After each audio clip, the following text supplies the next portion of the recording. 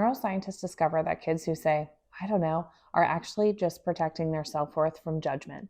And most frustrated parents have no idea that their child's brain is just in self-preservation mode. Every parent has experienced this. You ask your child a simple question about school, or, hey, how did you solve that problem earlier?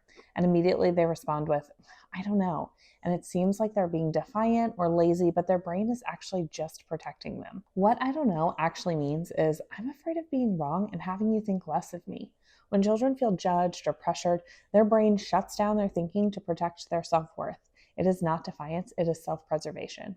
Children in this pattern stop taking intellectual risks because they've learned that not knowing feels safer than being wrong. They develop a fixed mindset where protecting their image becomes more important than learning and growing. The safety to think method creates brave thinkers. First, you want to remove the pressure to perform. Instead of, hey, you should know this by now, try, this is just a thinking question. Take your time to let your brain work. Then make not knowing safe. When they say, I don't know, respond with, that's okay. Not knowing is the beginning of learning. What is your best guess? This will show that uncertainty is normal, not shameful.